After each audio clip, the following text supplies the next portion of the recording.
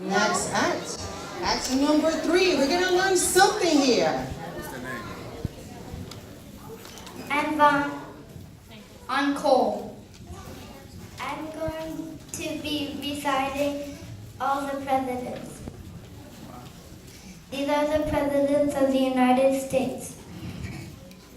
George Washington, John Adams, Thomas Jefferson, James Madison, James Monroe, John Quincy Adams, Andrew Jackson, Martin Van Buren, William Henry Harrison, John Tyler, James K. Polk, Zachary Taylor, Miller Fillmore, Franklin Pierce, James Buchanan, Abraham Lincoln, Andrew Johnson, Ulysses S. Grant, Christopher B. Hayes, James A. Garfield, Chester A. Arthur, Grover Cleveland, Benjamin Harrison, Grover Cleveland, William McKinley, Theodore Roosevelt, William Howard Taft, Woodrow Wilson, Warren G. Harding, Calvin Coolidge, Herbert Hoover, Franklin D. Roosevelt, A.S. Truman, Dwight D. Eisenhower, John F. Kennedy, Lyndon B. Johnson, Richard M. Nixon, Gerald R. Ford, Jimmy Carter, Ronald Reagan, George Bush, Bill Clinton, George W. Bush, Barack Obama, Donald Trump.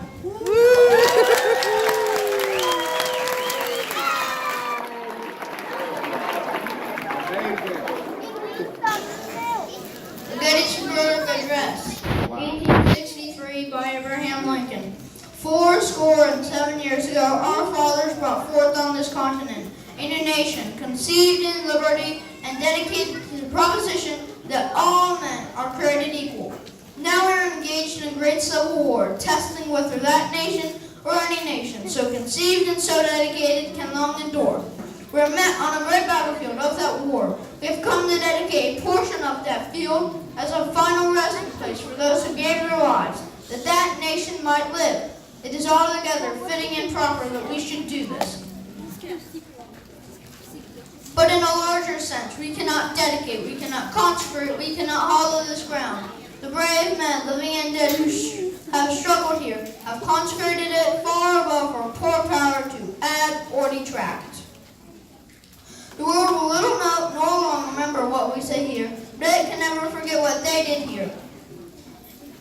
It is for us, the living, rather, to be dedicated here to the unfinished work, which they who fought here have thus far so nobly advanced.